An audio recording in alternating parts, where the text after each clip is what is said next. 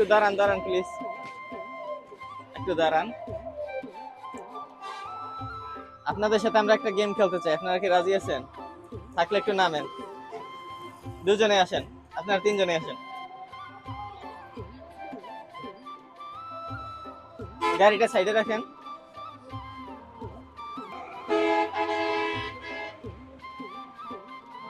আপনি এখানে আসেন, এখানে দাঁড়ান। তো আমাদের এখানে আমাদের যে গেম খেলার নিয়মটা সেটা হলো, এখানে 4টে কার্ড আছে। একটা হলো লেখা আছে মা এবং শাশুড়ি, আর একটা কার্ডে আছে বাবা এবং শ্বশুর। আপনি কোনটা নিতে চান? মারটা? আচ্ছা, এখান থেকে মায়ের কার্ডটা দাও। আপনি কোনটা নেবেন? বাবা। ওকে, তো আমরা পেয়ে গেছি দুইজন প্রতিযোগীকে। তারা 2টি কার্ড নিয়েছে, একজন নিয়েছে বাবা, আরেকজন নিয়েছে মা। তো ওই কার্ডটা একটু বের করেন।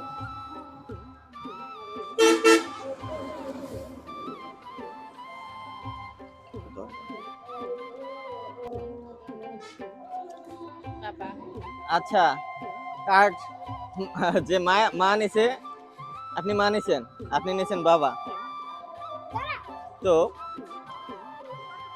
বাবাকে উদ্দেশ্য করে এমন একটা কথা বলেন যা কখনো বাবাকে বলা হয় না। যে কথাটা বাবাকে কখনো বলা হয় নাই, সেই কথাটা এই ভিডিওর মাধ্যমে তাকে জানিয়ে দেন। আসলে বাবা জিনিসটা এরকম যে তার গুণাগুণ কখনো ভোলার নয়। আর বাবা অনেক দায়িত্ব কর্তব্য পালন করে, এজন্য বাবাকে কখনো বলা হয় না বাবা আমি তোমাকে ভালোবাসি। বাবা, তুমি যদি এই ভিডিওটা দেখো তাহলে আমি তোমাকে মন থেকে সত্যিই বলতেছি বাবা, আমি তোমাকে অনেক ভালোবাসি। বাবা অনেক দায়িত্বশীল হয়ে থাকে। আবার এরকমও হতে পারে যে বাবা অনেক সময় বয়স্ক হয়ে যায়, আমরা বাবাকে অনেক গুরুত্ব দেই না। বা হয়তো বাবা এরকম হতে পারে বাবা অনেক সময় অনেক কাজ করতে পারে না, বাবার প্রায়োরিটিটা কমে আসে, কিন্তু আমরা অনেক সময় বাবাকে মূল্য দেই না। কিন্তু আমার জায়গা থেকে আমি বলবো যে বাবা তো বাবাই হয়, বাবার কাজটা বাবার অ্যাটিটিউড এইসব না দেখে আমরা আসলে যেন সবাই বাবাকে ভালোবাসি নিজের জায়গা থেকে। ধন্যবাদ। তো এখন আমরা চলে যাব যিনি মা পেয়েছেন তার কাছে। তো মা তো আমাদের জন্য অনেক কষ্ট করে, তাই না? তো আপনি কি আপনার মাকে অনেক ভালোবাসেন?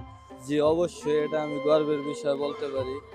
কারণ যে মা 10 মাস 10 দিন গর্ভে ধারণ করে আমাদের জন্ম দিয়েছে, কিন্তু আমরা কখনো বলতে পারি নাই, প্রকাশ করতে পারি নাই যে মা তোমাকে ভালোবাসি, ঠিক আছে?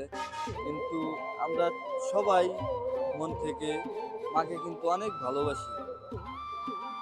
সন্তান হিসেবে আমাদের মা বাবার প্রতি কি দায়িত্ব হওয়া উচিত বলে আপনি মনে করেন?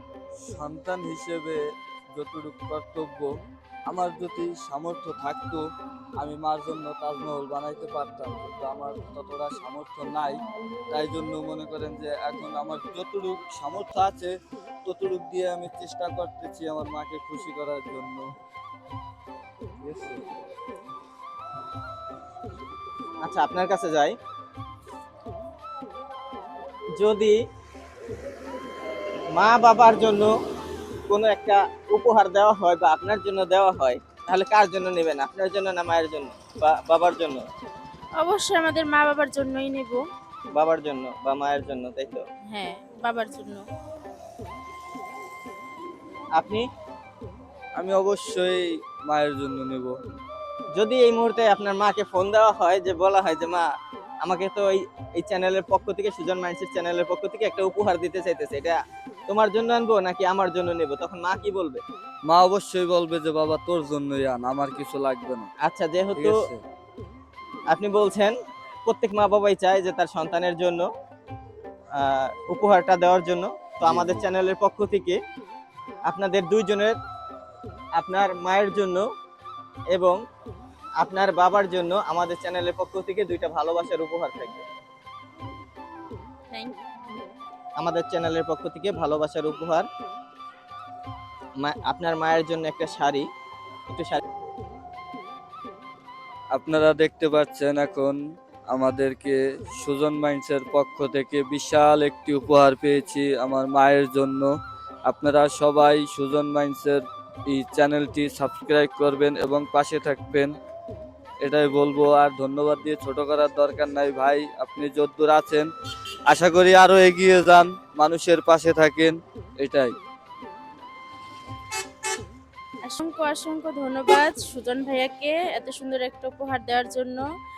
আর কি বলবো, আপনারা সবাই সুজন ভাইয়ের পাশে থাকবেন, চ্যানেলটি সাবস্ক্রাইব করবেন। অসংখ্য অসংখ্য ধন্যবাদ। থ্যাংক ইউ আপনাদেরকেও।